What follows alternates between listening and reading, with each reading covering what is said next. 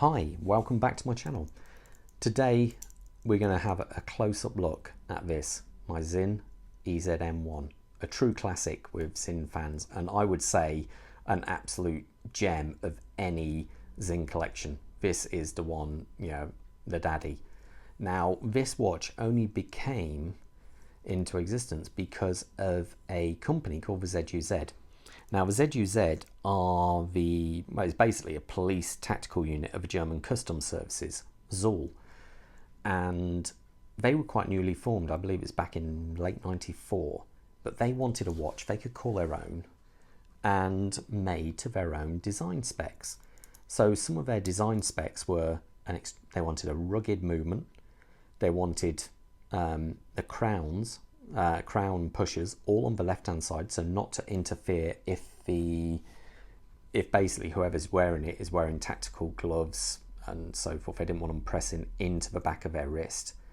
And in fact, they just wanted an all-round badass watch, really clear, concise, easy to read. And this is what started the whole Sinn EZM range. So all purpose-built watches for different professions: military divers, firefighters, doctors, emergency people, all purpose built for a certain, for that role. And this was the very first one. Now this basically is what Sinn came up with.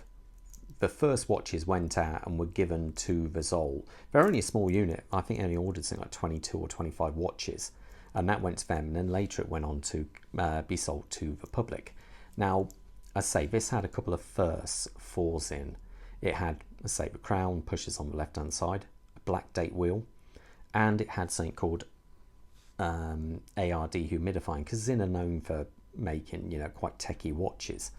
As part of that AR system, the watch is filled with inert argon gas, later changed to nitrogen in 2005. It had to use special seals, EDR seals, to contain this, and it had this on the side here, a copper sulfite mix, basically, of powder ground up, and that will absorb any moisture. And you'll say, I know what some people would say, well, don't be daft, there's no moisture in my watch anyway. Well, if you've got oxygen in your watch, there's moisture in your watch, because basically, I don't know if any of you guys have watched Mark over at Long Island Watches. He once placed a ice cube on the crystal of his watch and left it there for a minute or two, and then took it off, and there was condensation all underneath. Just goes to prove there is moisture in your watch. Try that with a Sinn. It doesn't happen. Sinn have got you sorted there, so no problem at all. So that's one of the reasons they do that, because you don't want moisture in your watch. Obviously, you've got metal, you've got oils, it doesn't work well with them. So that was one of the techs. The other tech was it had special oils, which designed to work down to -20 degrees Celsius and up to plus 70 Celsius.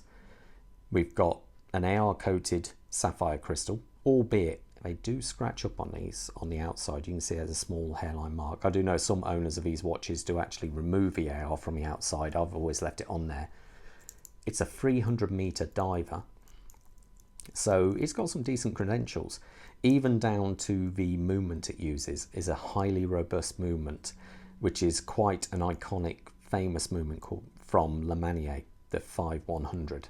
So this watch also has good anti-shock. This watch, I think to get its shock rating, they have to drop it from a height of 3 meters in 2 different variations, and it must still keep good time, and anti-magnetic properties. It's a general all-round badass watch, really. Now, this watch, as we can see from that dial, let's zoom in there. Now, the watch actual size, as we look at this, it's a 40mm case, but the bezel is 41.3. So you can see it does overhang slightly. So it looks a little bit bigger than 40mm. It's 16mm thick, so it's quite chunky, really. And it's got that gorgeous sapphire crystal, that dome sapphire crystal, which I think is absolutely stunning. And it's got a lug-to-lug of 48. Now, this, actually the dial, as you can see, there's no unnecessary numbers on the dial. Even the date is in red, so not to highlight it too much. So you've got this minute hand here, which goes right away over the markers, enabling you to set the watch incredibly accurately. I even like, so if you want to set it, you know, dead on 44 minutes past, you can. So there's all things like that where I just like about this watch. So also there's a nice bit of loom on this watch, screw down crown, as you can see. So nice bit of loom all the way around here. Now, one of the briefs is they wanted a stopwatch. Now, as you can see, there's no subdials on this, but yet there's your stopwatch. Now, this is one of the party pieces of the Le Manier 5100 movement. It has a central mounted stopwatch, and it's so easy to read, especially with these hands with the black inner centers to match the dial, so you only really read the outer portion of the hands. Now, I used to, when I first got this watch, around about 2010, before we had all the GPS watches and all that, I used to use this watch for going out running, because I found that while I'm running, you can actually still read this watch. If you're trying to read a watch with a subdial, it's incredibly hard. If you're actually doing something, running, or if you're in the military, I don't know, you want a clear and concise watch, this works easily. So I used to run all the time with this watch. Always good, always reliable, no problems at all. So that's what they mean by a clear, concise dial. Now, as I mentioned, we have this lovely sapphire crystal, and I just think it looks fantastic. It's got such a lovely dome to it. So as you can see there. Now, as we come out from that, we've got the bezel. Now, the bezel on this isn't actually a diver's bezel. It's it's a countdown bezel. So if I want countdown for 10 minutes, there you go. That's our 10-minute countdown to there. I find this more useful than a diver's bezel, to be fair. So you do have a lot of loom at the loom pip there as well.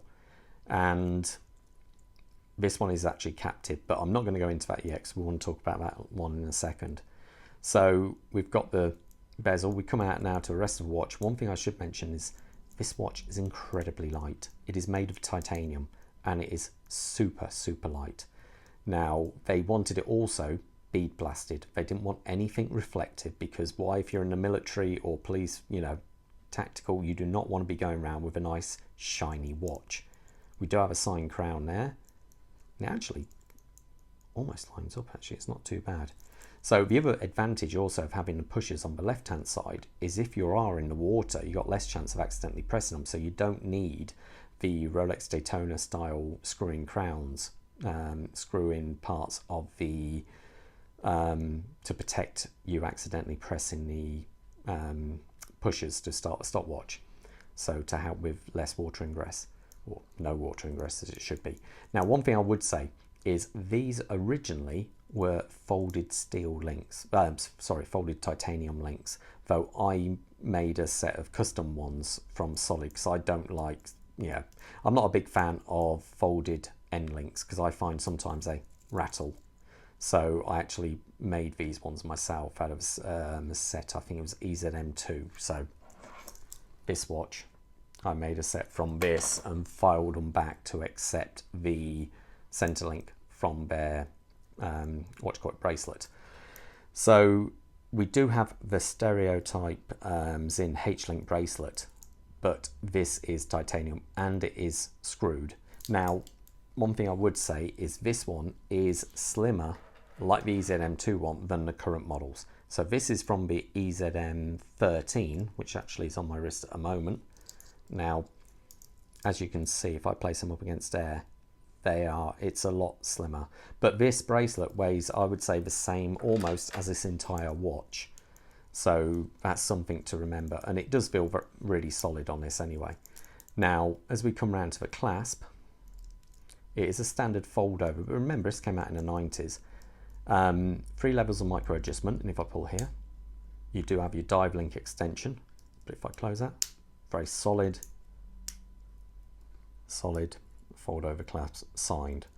So not so bad. If we go to the back of the watch, we have a lot of print in there. Let's see if I can zoom. Just about zoom in. Not quite, I'll drop a picture in. There we go. And you can see the back of it here. Now, one thing I should point out, not all watches had this, because let's talk a little bit about the dial and variations. Now, basically, when this watch first came out, I say it had ZUZ at the bottom, and that went to the ZUZ team. They only ordered about 20 to 25 watches ish, give or take, and that went to them. Now, later, it had, when it became available for the general public, it had the free H on the label. Now, free H basically indicated it was tritium. Now, as we all know, everyone tried to go away from tritium, and basically the tritium dials were stopped production in 2000, but they still had some. So basically those ones were still, you could still get your hands on a tritium dial variant in the early 2000s, 2001, 2 roughly. And then they switched over to the AR, which, as I say, that then was indicating the dehumidifying tech inside. There was also available in Japan from a company called A Bathing Ape, which is a fashion brand in Japan. They got 100 of these and they painted them in camo, the entire thing, dial, the full works. Definitely an acquired taste, and you do sometimes see them come up for sale. I don't know if I'd buy one, but you know, they're still an EZM1 as such. There was also allegedly 10 made for another police military group called ZTZ. Now, allegedly 10 units were made for them, and 3 of those units had the crown and pushers on the right hand side, so they're incredibly rare. Now, there are a few ZUZs actually got into the general public's hands, and I know there's a guy on Watches Seek who's got one, and they are quite rare. There's only about 4 or 5 of them in public hands, so they are really quite special.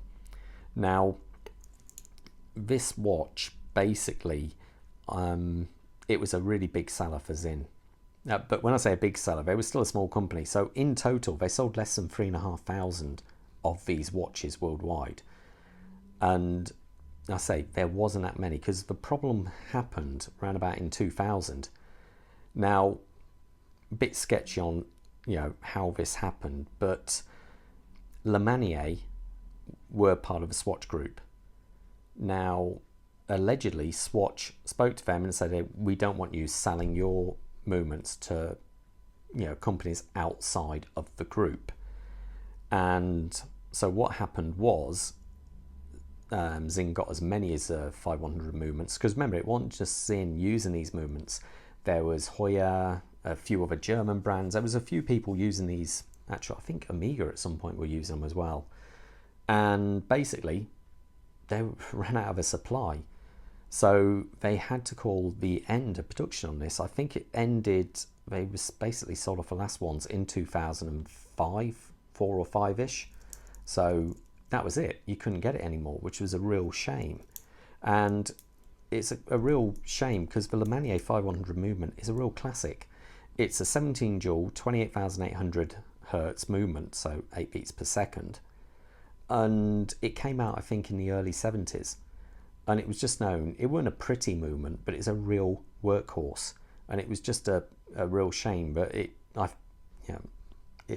led to its demise, and that was it, because as far as I know, Breguet then took over the factory plant. So that was it, it'd gone. Now, later on, in 2008, somehow Sinn got hold of 250 more movements, and they created what I have here, which is the limited edition final run ever of a 5100 movement. So these were indicated by all being numbered like this. So only 250. These are, well, obviously rarer than the older ones. So this, you know, everyone likes their certain ones, but this is the one I really like. And they also put this captive bezel system on this one, which the earlier model, if I look at this EZM2, just had a standard bezel, which if you knock, you can, you know, actually knock the bezel off. So, or if you're into your modern watches, you know, you can just put a small knife in there and prise it off. This one you cannot, because it has these little screws in there which is linked to a ring, and it compresses a ring, so you can't actually pop this bezel off so easily. So that was one of the other upgrades they fitted to this model versus the original. But then later, so this one sold out instantaneously. I believe when this one went up for sale, they were around about £1,500 to buy one of these back then. I brought this one in, so that was 2008. I brought this one in 2010, and I paid a little bit more than that because they'd gone up in price. And I've seen these go for sale, not even the limited edition models, just the standard AR model. And I've seen them go for sale at over £6,000. So they really have shot up in value. It's crazy. Now, later on in 2018, there was a reissued model. Now, it was a bit of a shame because the reissued model wasn't anything like this as such. It was called the EZM1.1.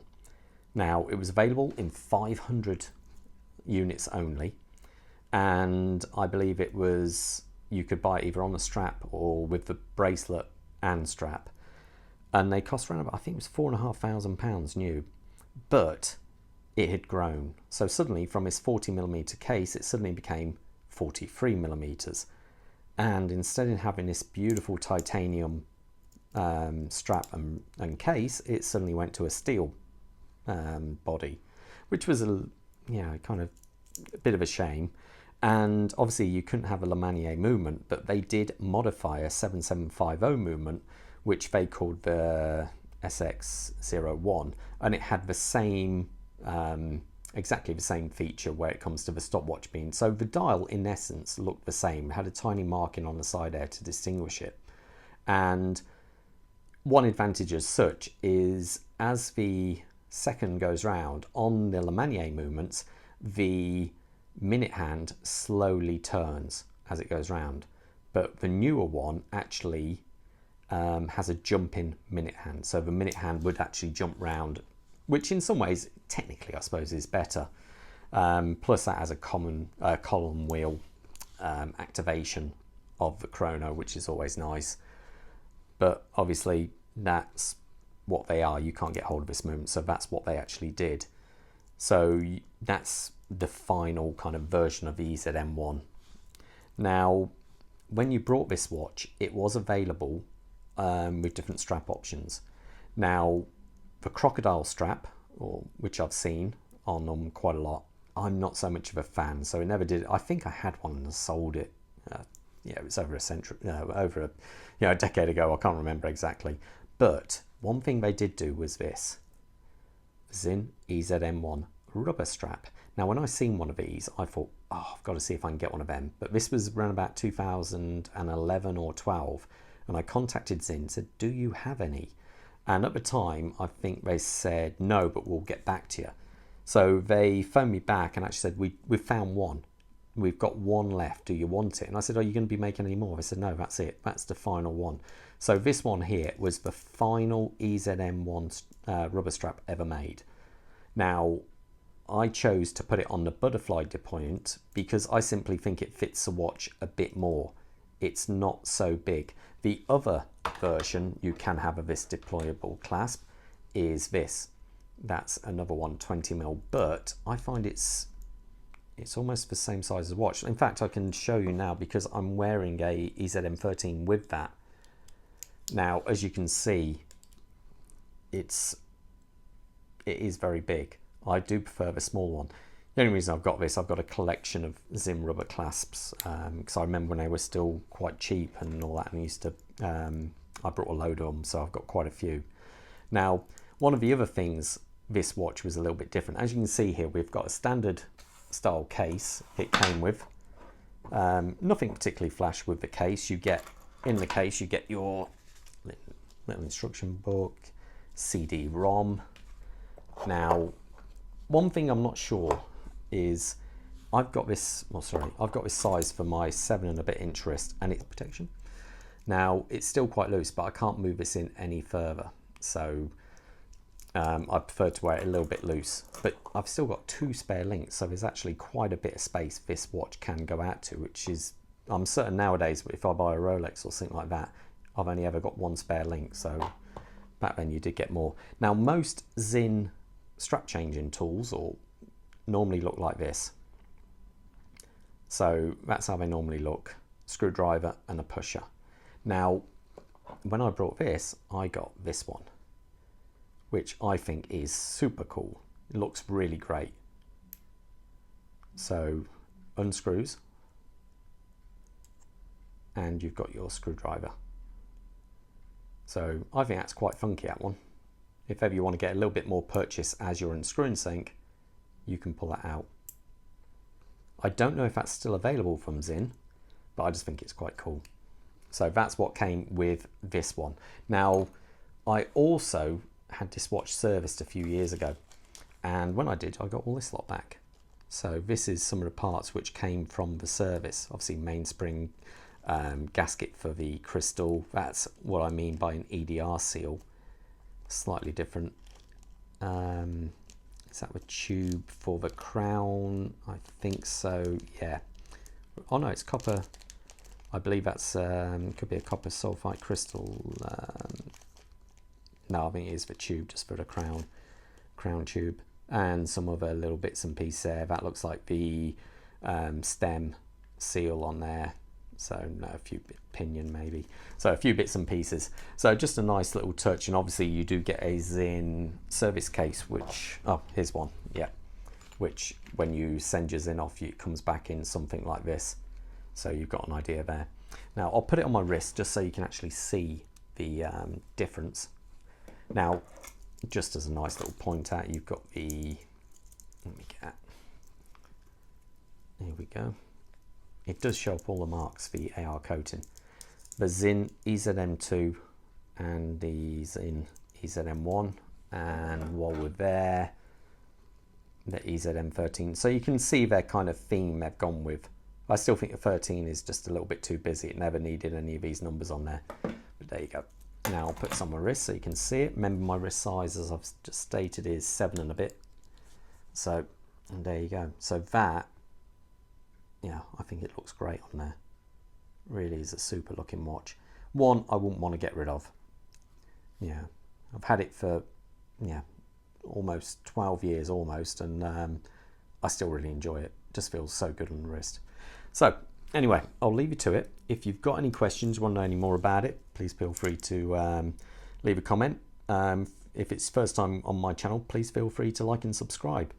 And I try and release a video every week or sometimes more. So anyway, all the best and stay safe out there, and I'll see you at the next review. Bye.